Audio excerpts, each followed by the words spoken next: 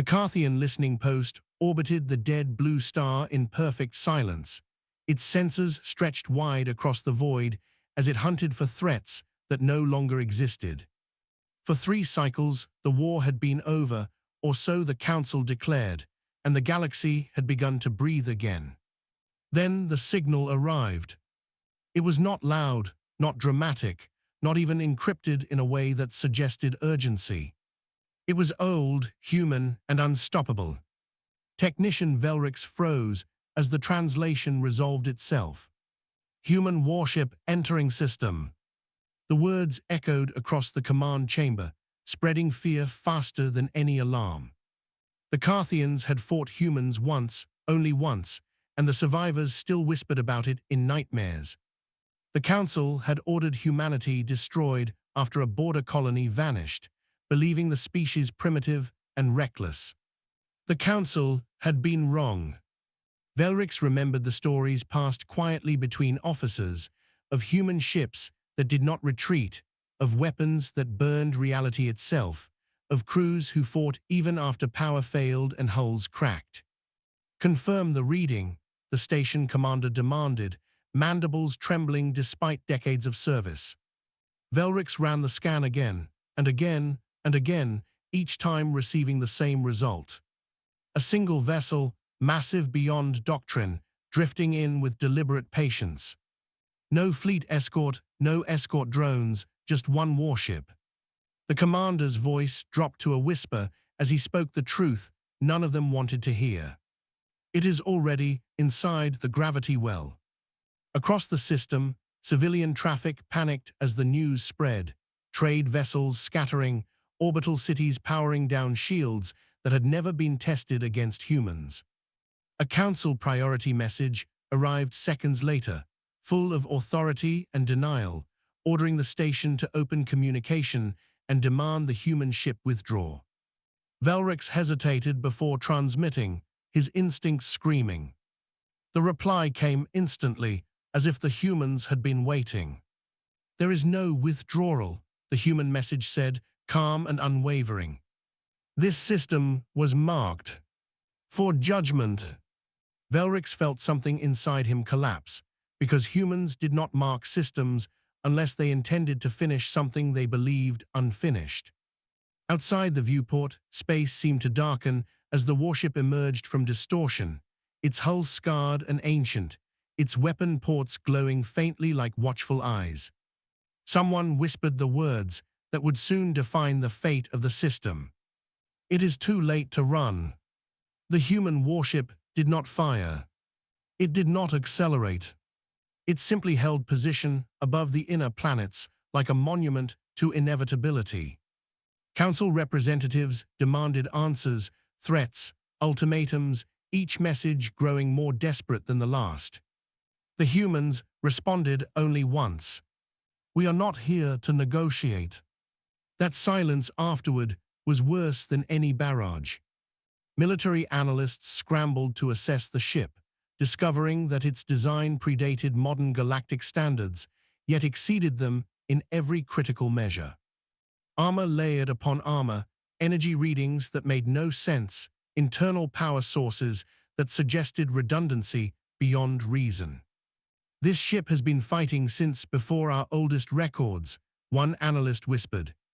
On the human vessel, Captain Mara Holt stood on the bridge, hands clasped behind her back, staring at the system that had taken so much from her species. Around her were veterans, humans who had survived the First War, their faces marked by scars and memory. They had not come for conquest. They had come for closure. The ship's name glowed softly above the command dais, carved into alloy that had been reforged countless times. Resolute Dawn. Every system they passed carried records of what had happened there, the colony ships destroyed, the distress calls unanswered, the council vote that labeled humanity an acceptable loss. "We gave them time," Holt said quietly. "They chose silence." The crew did not cheer, did not celebrate, because this was not victory, it was obligation.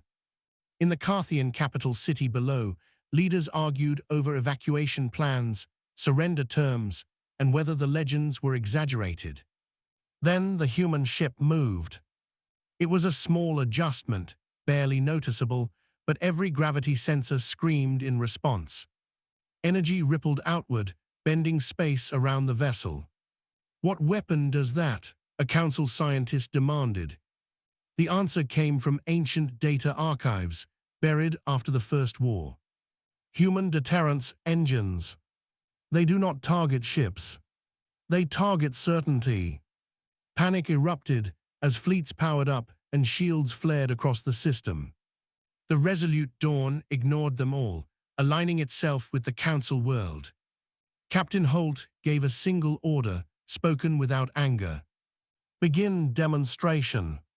Far from the planet, an uninhabited moon vanished, not exploding, not shattering, simply ceasing to exist, as if reality had rejected it. The message was clear, unmistakable, and final. Humanity had not come to fight the war again. They had come to end it. The destruction of the moon shattered more than stone. It shattered denial. Council leaders fell silent as sensor data confirmed what their eyes refused to accept. No debris field, no radiation spike, just absence. A weapon beyond defense, beyond escape. Emergency channels flooded with pleas from member species, each demanding protection that no longer mattered. The council speaker finally addressed the human ship, voice cracking. "We acknowledge past actions. We seek terms." Captain Holt closed her eyes for a moment before responding. "There were terms," she said. "They were ignored." She played the recordings, old human distress calls echoing through council chambers, children crying, colonists begging, commanders promising help that never came. "This is what you chose not to hear," Holt said. On the resolute dawn, crew members turned away, some in grief, some in rage. The council world began evacuations, but the human ship disrupted hyperspace lanes with ease, sealing the system like a closed fist. "Why trap us?" a councillor screamed. "So you can understand," Holt replied. The human ship fired again, this time at a military installation, erasing it without collateral damage, without warning, without effort. One by one, the symbols of council power vanished, fleets neutralized, defense grids silenced, all with surgical precision. This was not vengeance born of hatred. This was vengeance born of memory. As the final transmission from the council speaker arrived, broken and pleading, Holt listened in silence. "You have proven your point," the speaker said. Holt shook her head. "No," she replied. "We are concluding a chapter." She ordered the last action, not annihilation, but isolation. The system's hyperspace anchors collapsed, cutting it off from the galaxy. "You will survive," Holt said. "You will remember." The resolute dawn turned away, its mission complete, leaving the council world intact but alone. In the darkness, Velrix watched the human ship depart, understanding at last that survival was not the same as mercy. News of the human warship spread faster than light through fear and rumor. Systems that had once laughed at humanity's extinction, order now erased those records in shame.